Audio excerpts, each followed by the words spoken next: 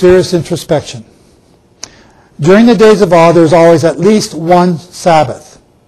This Sabbath is key to understanding what's going to happen next, after the years of captivity. That Shabbat is called Shabbat Shuvah. And it turns out that on my chart, Shabbat Shuvah turns out to be in the exact right location. It's an annual cycle. So when we start in the Feast of Tabernacles, at the end of the feast, the Jews have a cycle called Simchat Torah. At Simchat Torah, you begin to read the Torah, and you start Genesis 1, verse 1, and you read a section of Torah each and every week, each and every Sabbath, until you arrive back at the Feast of Tabernacles the following year when you read the final, last little bit of Deuteronomy. So you will have read all 5 books. But during Shabbat Shuvah, which falls during the 10 days of awe, is a very special day. It's a half Torah reading. Shabbat Shuvah means return, the Shabbat of return. Hosea 14 is part of the reading. Return unto the Lord. Verse 2, take with you the words. On Shabbat Shuvah, you're told to return to the Lord and bring with you the word. The word is the Torah scrolls, or the Bible. Bring with you the Torah scrolls when you come. Turn to the Lord. Joel, blow the trumpet. That's the Feast of Trumpets. Sanctify a fast. That's the Day of Atonement. That's what this is talking about. Call a solemn assembly. Gather the people. Gather the children. There's much more to read here that I'm not going to go into. It's a great time. It means return to the land at this time. Shabbat Shuvah. Very, very important time. And the first time that I've told anyone about this is during the Prophecy Club tour. This is new information, and I've only recently learned it. Isaiah, a remnant of Israel shall return. The remnant shall return. A remnant of them shall return. They are returning to the land. We're not going to do like many people teach, hold hands with Judah, the Christians and the Jews, and waltz happily into the promised land. That's not going to happen. You're going to be brought there. Isaiah 14, a people shall take them and bring them to their place. Somebody's going to bring you to the land, to your place. They shall take them captives, whose captives they were. Those who bring you to the land are your lords. They are your captors. You are the captives. When you cross the border into Israel, they give you the chain and you put it on their neck. They are now your slaves. That's what this is saying. When you cross over, things will change. And it shall come to pass in that day that the Lord shall beat them from the channel of the river into the stream of Egypt. And ye shall be gathered one by one, O ye children of Israel. You're going to be gathered one by one from wherever you are in the world. A great trumpet shall be blown in the land. Stop and remember that. Something is happening in Israel that's going to call all of us back to the land. A very special time. It's during Shabbat Shuvah. A very special time. The ships of Tarshish shall bring you from all over the world back to the land.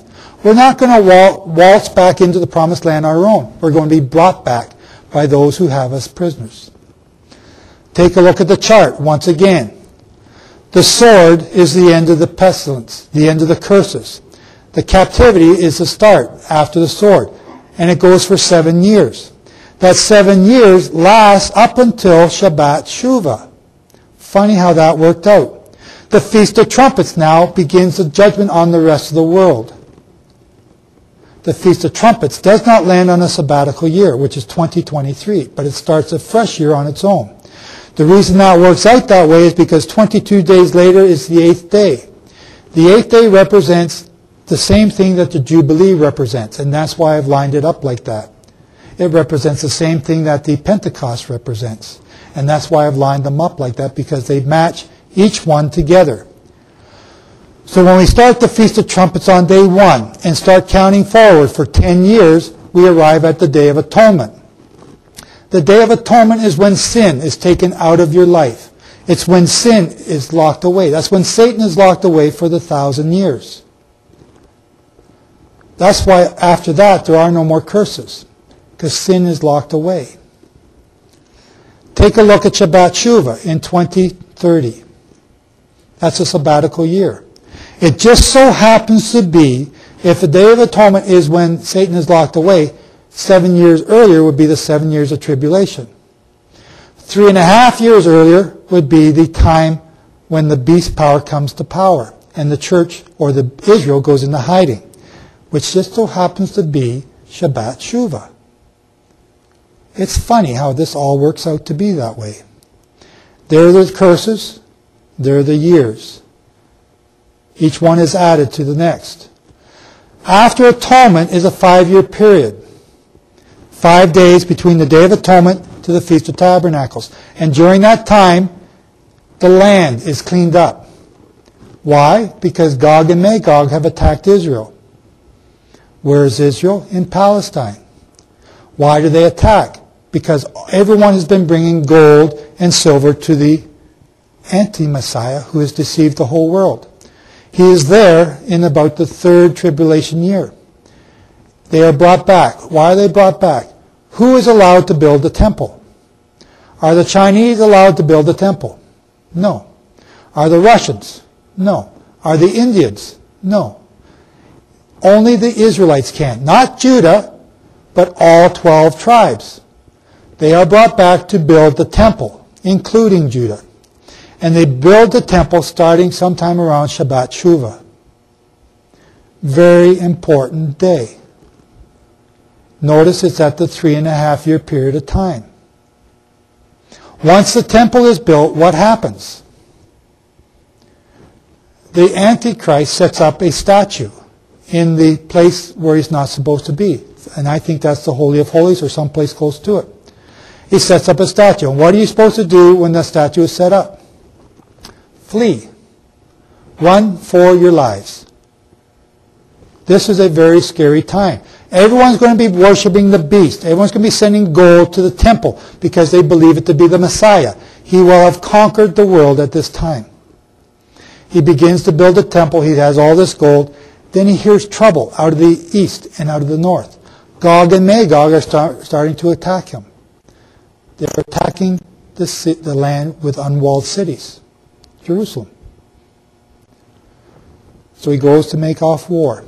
After the 5 years, we'll come back to that in a minute, between Atonement and Tabernacle is 5 years. That's when you clean up all the dead, all the bones, all the dead that are all over the land. You must clean the land because as long as there's dead on the land is impure. And you are now getting ready for the marriage, which takes place at the Feast of Tabernacles. That's why it's important to understand the holy days, because they teach you these events when they happen.